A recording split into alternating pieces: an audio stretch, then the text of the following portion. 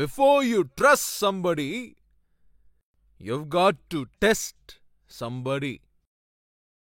Before you trust somebody, it is better to test the same person. நம்மள அநேகம் பேர், அதாவது எந்த விஷயமாக இருந்தாலும், எதிரில் இருக்கிற நபரை நம்புவதற்கு முன்னாடி, அப்படி நீங்க அவரை நம்புவதற்கு அதாவது முன்னாடி அந்த நபரை டெஸ்ட் பண்றது ரொம்ப ரொம்ப முக்கியங்க. There should be a test before you trust.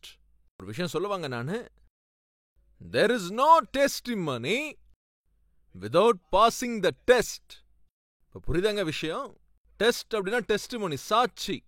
பரீட்சையை pass பண்ணாத யாருமே கூட கிறிஸ்துவுக்கு சாட்சியாக வாழ முடியாது. எதுங்க அந்த பரீட்சை? ஆவிக்குரிய பரீட்சை, நீதியிலே பரீட்சை, வாழ்க்கையிலே பரீட்சை, நம்பிக்கையிலே ஒரு பரீட்சை, பரிசுத்தத்திலும் பரீட்சை. இதுல பாஸ் ஆகாதவங்க ஆண்டவருக்கு எப்படி சாட்சியா வாழ முடியும்? So without a test, there can never be a testimony. Without test, you can never trust somebody. பெண்களும் ஆண்களும் இந்நாட்களிலே சுலபமாக ஏமாத்தப்படுகிறார்கள். நான் மோசம் போயிட்டேன் அப்படின்னு சொல்றாங்க. காரணம் தெரியுமா உங்களுக்கு? முதல்ல டெஸ்ட் பண்ணாதனால தான் அதெல்லாம் நடக்குது. அவங்கள டெஸ்ட் பண்றதுக்கு முன்னாடியே அவங்கள நம்பினதுனால தான் அதுக்கப்புறம் என்னங்க நடக்குது? மோசம் போயிட்டேனே அப்படின்னு சொல்லி அழுகிறார்கள். பறவைகள் இப்படி மோசம் போகாதுங்க. எனவே அது என்ன பண்ணும் தெரியுமா உங்களுக்கு? டெஸ்ட் பண்ணுங்க, பரீட்சை பார்க்கும். ஒரு அனுமானத்துக்கு இடம் கொடாமல், அதாவது வரும் நாட்களிலே, அதாவது தன்னுடைய குடும்பம் எந்த பிரச்சனைக்குள்ளாக போயிடக்கூடாதுன்னு சொல்லி முன்னாடியே அதை டெஸ்ட் பண்ணிக்கிறது நல்லது. அப்பதான் ஒரு ட்ரஸ்ட் இருக்கும், அப்பதான் என்னால நம்ப முடியும் அப்படின்னு சொல்லி அதாவது பறவை என்னங்க பண்ண, ஒரு உயரமான ஸ்தலத்துக்கு போய் தன் வாயிலே காய்ந்து போயிருக்கிற ஒரு புல்லை அதை எடுத்துட்டு போய், அதாவது உயரமான ஒரு இடத்துக்கு போய் இந்த புல்லை அங்கிருந்து அப்படி கீழே போட்டுரும். அப்படி அந்த புல்லை போடும்போது ஆண் பறவை என்ன செய்ய வேண்டும் என்றால், அதை கீழே விழுவதற்கு முன்பாகவே திடீரென்று வந்து அந்த புல்லை தன் வாயிலே எடுத்துட்டு திரும்ப மேல அது வரணும். அந்த பரீட்சையில ஒருவேளை பாஸ் ஆகிவிட்டால் அதுக்கு கொஞ்சம் நம்பிக்கை அப்படியே வரும். பரீட்சையில பாஸ் ஆயிடுச்சு, சரி இன்னொரு டெஸ்ட் வைக்கிறேன். அதற்கு முன்னாடி 50 அடியிலிருந்து அந்த புல்லை கீழே போட்டது, அதை தொடர்ந்து 100 அடியிலிருந்து அந்த புல்லை இப்ப கீழே போட போகுது. அந்த ஆண் பறவை தன் மீது இருக்கிற நம்பிக்கையை அது வெளிப்படுத்துவதற்கு சோர்வடையாமல், மூஞ்சியை தூக்காமல், கீழே விழும் அந்த புல்லை எடுத்துக்கொண்டு மீண்டும் பெண் பறவை கிட்ட வந்து கொடுக்கணும். அந்த பெண் பறவை என்ன செய்யும் தெரியுமா உங்களுக்கு? 150, 200, 250, 300, 400 அடிக்கு உயரமா போய் அந்த புல்லை மீண்டும் கீழே போட்டுரும். சாதாரணமா அப்படி சொல்லுவாங்க. என்னன்னா, கிராமத்துல சொல்லுவாங்க, நாய்க்கு வேலை இல்ல, நிக்க நேரம் இல்லைன்ற கதை தான் அது. அப்படின்னு என்ன அர்த்தங்க? நாய்க்கு எந்த வேலையும் இருக்காது, ஆனா ஓடிக்கிட்டே இருக்கும். அப்படின்னு என்ன அர்த்தம் தெரியல உங்களுக்கு? சொல்லுங்களேன். ஆனா தெரியல உங்களுக்கு, சொல்லுங்களேன். நாய்க்கு வேலையே இருக்காது, ஆனா ஓடிக்கிட்டே இருக்குமா அது? இதை பார்க்கறதுக்கு எப்படி இருக்குதுன்னா, அந்த பெண் பறவை இந்த ஆண் பறவைக்கு ஒரு தேர்வு வைக்குது. அந்த ஆண் பறவையோ தன்னுடைய நம்பிக்கை தன்மையை, அந்த விசுவாசத்தை வெளிப்படுத்துவதற்கு எத்தனை தடவை எத்தனை பரீட்சை வைத்தாலும் அந்த ஆண் பறவை அந்த அந்த புல் கீழே விழாதபடி அதை பிடித்துக்கொண்டு மேல வந்துடும். இது ஒரு வினோதமான பரீட்சை. இந்த பரீட்சையில 2 பேரும் பாஸ் ஆகணும். இப்ப கவனிங்க, ஒரு பக்கம் இந்த பெண் பறவை, இந்த ஆண் பறவை அப்படியே பரீட்சை பார்த்துக்கிட்டே வருது.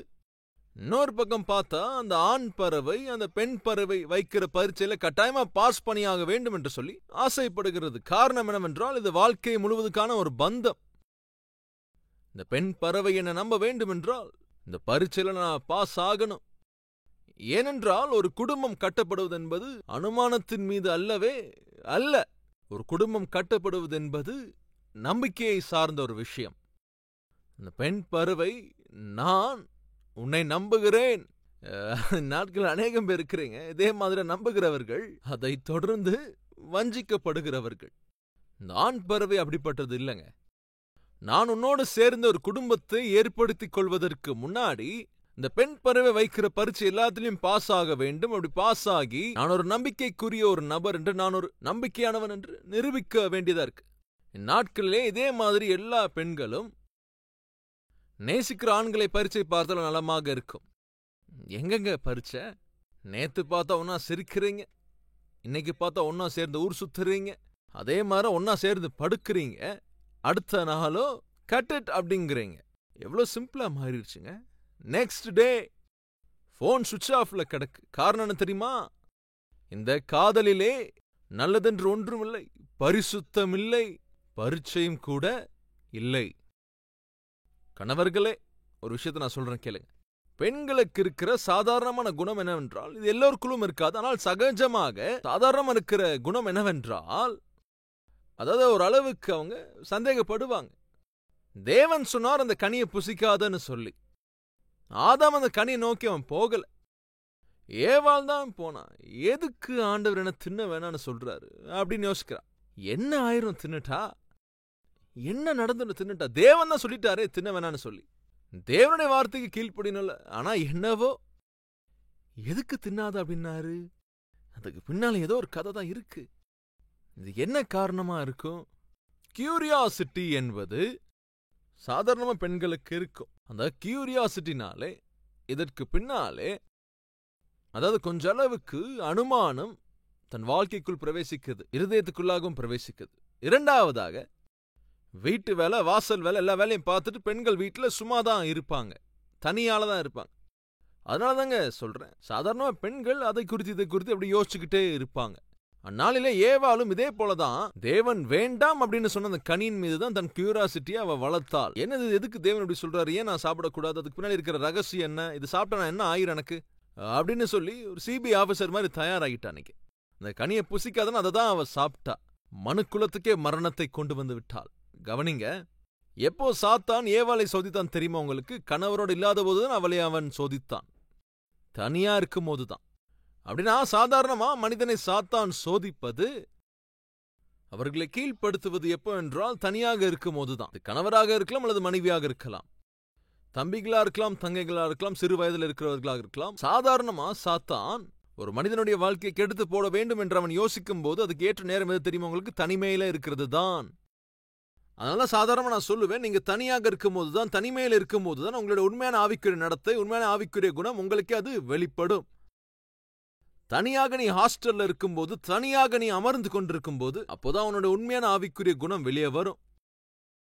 தனியா இருக்கும் போது நீ எதை செய்யறியோ அதுதான் உன்னுடைய உண்மையான கேரக்டர். நீங்க தனியாக உங்க ரூம்ல இருக்கும்போது உங்களுக்கு பைபிள் துணையாக இருந்து அவன் நலமாக இருக்குங்க. தனியாக நீங்க இருக்க வேண்டி வரும்போது தேவனுக்கு முன்பாக முழங்கால் படியிட்டால் நலமாக இருக்கும்.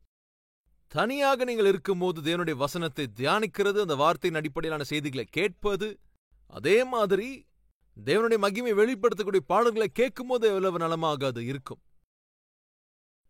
கவனிங்க, அந்த பறவை, அதாவது தான் பரீட்சைக்கு உட்படுத்தும் போது ஆண் பறவை செய்கிற காரியம் என்ன தெரியுமா உங்களுக்கு? என்ன அது பரீட்சை? எதுக்கு நான் இதுல இப்போ பாஸ் ஆகணும்? உலகத்திலே பெண் பறவை நீ ஒருத்தி தான் இருக்கியா?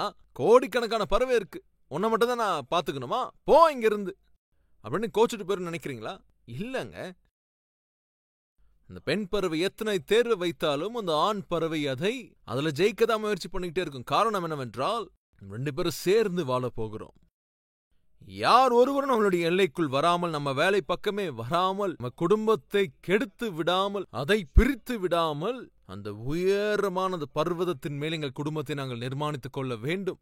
நாங்கள் வாழ்கின்ற காலம் நீதியான நிம்மதியான ஒரு வாழ்க்கை நடைமுறையில எங்கள் குடும்பத்தை நிர்மாணித்துக் கொள்ள வேண்டும், கட்ட வேண்டும் என்று ஆசைப்படுகிறோம்.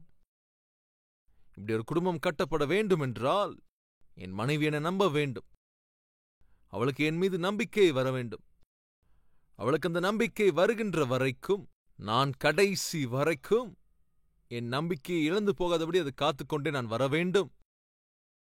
இன்று ஆண் பறவை கற்றுக் கொடுப்பது என்னவென்றால், 10 11 மற்ற பறவையும் கூட சேர்ந்து சுத்தாதுங்க. நான் தனிமையில உயர்வா அது பறந்துகிட்டே தான் இருக்கும்.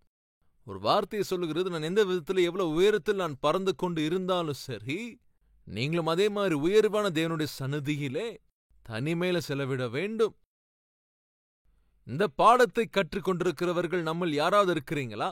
நானும் கூட தாவீதை போல, மோசேவை போல, தானியேலை போல, இயேசு கிறிஸ்துவை போல தனிமையிலே நான் தேவனுடைய சந்நிதியிலே இது முதற்கொண்டிய நேரத்தை செலவிட்டு, எனக்கு விரோதமாக சாத்தானுக்குரிய மனிதர்களும் செய்யக்கூடிய இந்த காரியங்களை, சத்ரு யோசிக்கின்ற ஒவ்வொரு ஆலோசனையும் நான் ஜெயித்து அதற்கான பலனை ஆண்டவருடைய சந்நிதியில நான் பெற்றுக் கொள்வேன். இந்த விசுவாசிக்கிறவங்க என்னோட சேர்ந்து இந்த ஜெபத்துல ஒருமனப்படுவீர்களா? வாங்க ஜெபிக்கலாம்.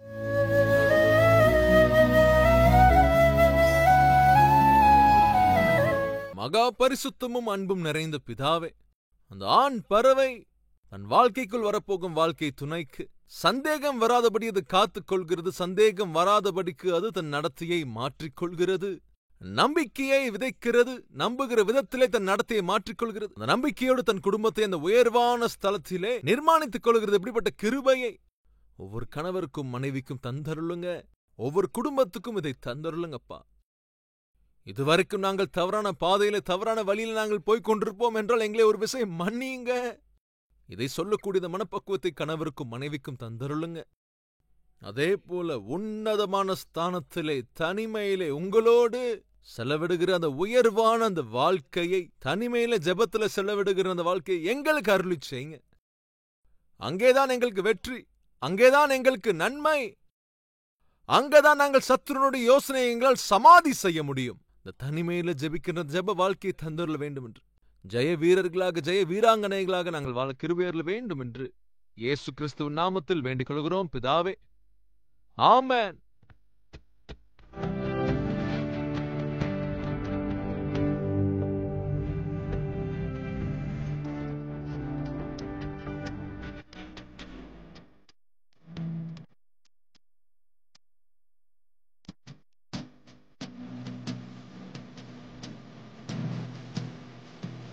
இந்த சுருக்கமான செய்தி உங்களுக்கு ஆசீர்வாதமாக இருந்திருக்கும் என்றால் பிறருக்கும் ஷேர் செய்யுங்கள், லைக் செய்யுங்கள்.